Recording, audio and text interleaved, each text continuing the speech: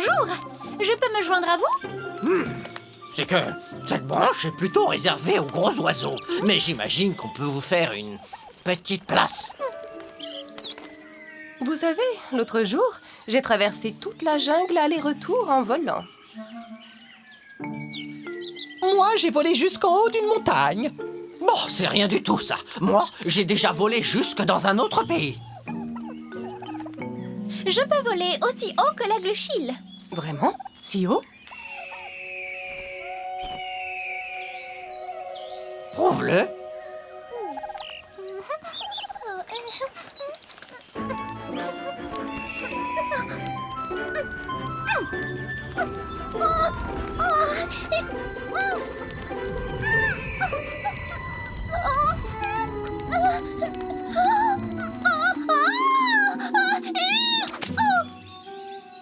Allez, admets-le, Darzy. Tu n'es tout simplement pas à la hauteur, ma pauvre petite.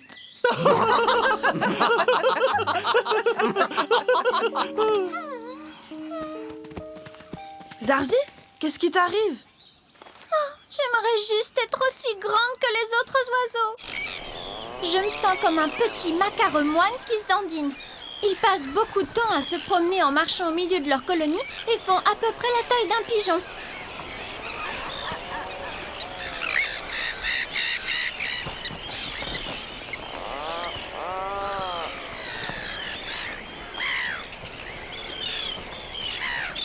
Ils vivent sur les îles Shetland, un groupe d'îles qui fait partie de l'Écosse.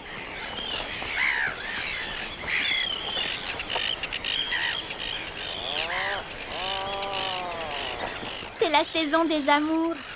Se promener un peu et faire ensemble une petite danse en se dandinant, ça aide à mieux se connaître.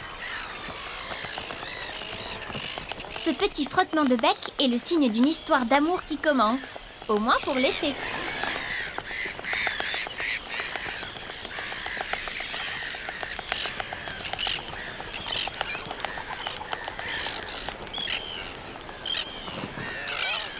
Pour préparer un lit bien douillet à leurs petits, les macareux cueillent des brins d'herbe et les installent dans leur nid. Les macareux creusent leur nid dans le sol et ne pondent qu'un seul œuf. Pendant l'été, les macareux passent la plupart de leur temps sur la terre, mais le reste de l'année, ils sont le plus souvent en mer. Le sais-tu? Les macareux sont d'excellents plongeurs. Ils peuvent plonger à 60 mètres de profondeur, ce qui correspond à la hauteur d'un immeuble de 20 étages. Tu sais, Darzy, il existe des grands et des petits oiseaux. C'est comme ça. Je suis trop petite pour me rendre utile. Personne ne m'aime. Mais si, on t'aime tous. On est tes amis. Mais bien sûr, c'est évident. Suis-nous. Nous allons boire un peu d'eau à la rivière. Balou! Hein? Qu'est-ce qui se passe, Jacala? C'est mon petit Chico. Il a été enlevé par des singes. Des singes? Comme toujours, on ne peut pas leur faire confiance. Si vous réussissez à me ramener mon petit garçon, j'essaierai de ne jamais manger l'un de vous. Ne t'inquiète pas, Jacala. On va le retrouver. Ils ne doivent pas être allés bien loin. On devrait peut-être se séparer. Le mieux, ce serait que quelqu'un fasse le guet de très haut dans le ciel, comme le font les ibis chauves. Ces oiseaux volent très haut. L'ibis chauve, qu'on appelle aussi ibis érémite, était très répandu à une époque. Il y en avait beaucoup en Europe, mais à cause de la chasse, il est devenu de plus en plus rare. Il y a très longtemps, quand ils voyaient ces drôles d'oiseaux, les gens pensaient parfois que c'était des sortes de sorcières. Et ils les chassaient encore plus.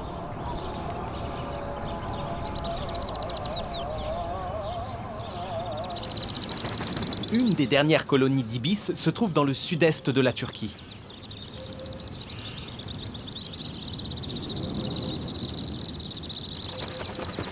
Environ une centaine d'ibis chauves habitent sur les pentes rocheuses du bord de l'Euphrate, qui est le plus grand fleuve du Moyen-Orient.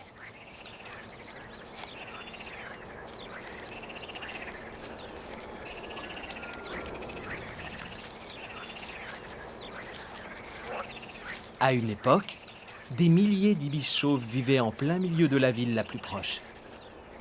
Les habitants pensaient que c'étaient des oiseaux sacrés.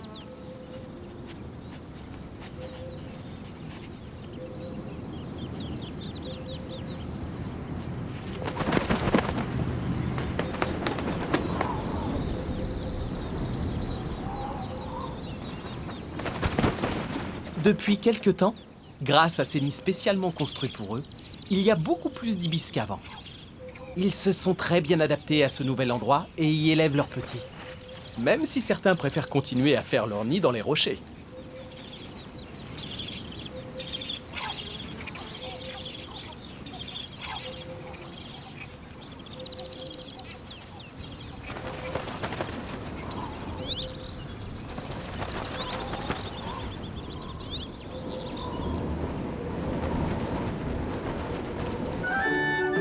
Le sais-tu? Malgré ce programme de protection, les ibis chauves risquent encore de disparaître. Aujourd'hui, il existe plus d'ibis chauves dans les eaux que dans la nature. Alors, on se sépare? Oui, bonne idée, Bagheera. Balou et toi, vous cherchez au sud et à l'ouest. Darzy et moi, au nord et à l'est. Alors, tu as besoin de mon aide? Bien sûr, Darzy. Tu seras comme mes yeux dans le ciel. C'est Chico! C'est Chico! C'est lui! Au secours! Au secours! Fais-moi sortir de là! Oh, je suis trop petite pour te faire sortir. Mais je connais quelqu'un qui pourra. Oh, je dois appeler Mowgli. Mais quelle journée! Oh! Au secours! Je n'aime pas du tout ça. Oh. Il a besoin de ton aide. Très bien, Darzy. Montre-moi le chemin.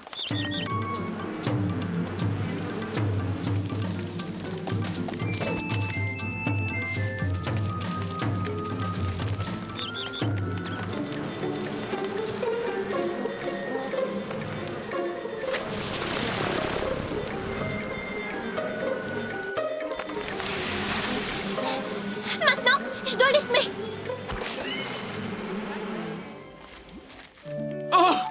Bravo! Bien joué, bravo à tous les deux!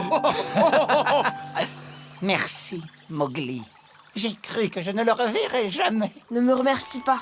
Remercie Darzy. Elle a volé aussi vite et aussi haut qu'un fou de bassin.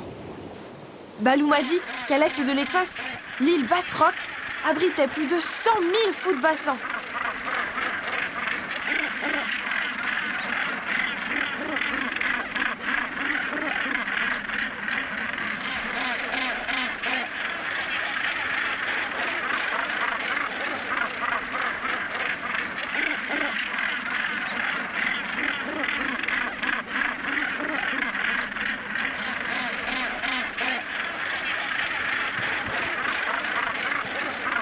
Les uns à côté des autres, ils font leur nid sur ce rocher qui a donné leur nom. Fou de bassin signifie fou de l'île de Bass. Comme il n'y a pas beaucoup de place, ils sont obligés de se serrer et ne laissent souvent qu'un tout petit peu d'espace entre eux.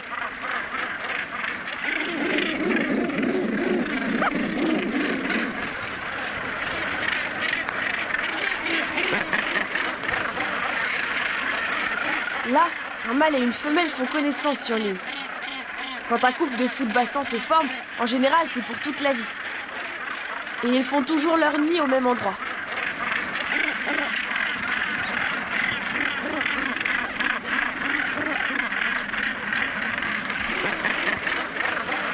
Les fous de bassin volent aussi vite que l'éclair quand ils pêchent. Ils visent parfaitement bien et plongent tout droit sur leur proie.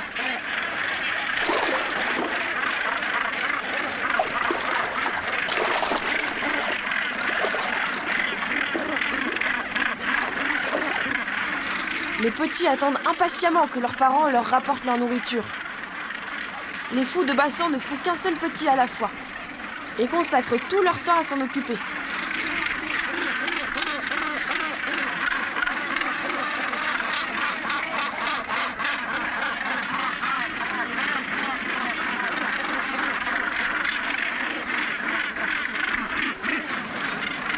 Cette petite bataille de bec est le signe que ces deux oiseaux sont unis pour la vie.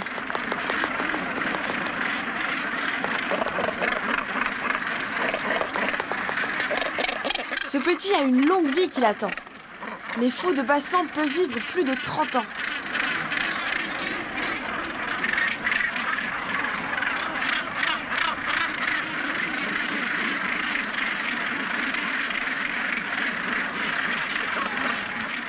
Le sais-tu? Les fous de bassan peuvent plonger dans l'eau à plus de 100 km/h. C'est presque la vitesse d'une voiture sur l'autoroute.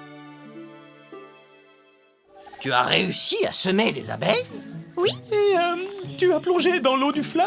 Tout à fait. Incroyable! Et tu as réussi à faire sortir le petit Chicot? Oui, moi toute seule. Oui. Et qu'est-ce qui est arrivé aux abeilles?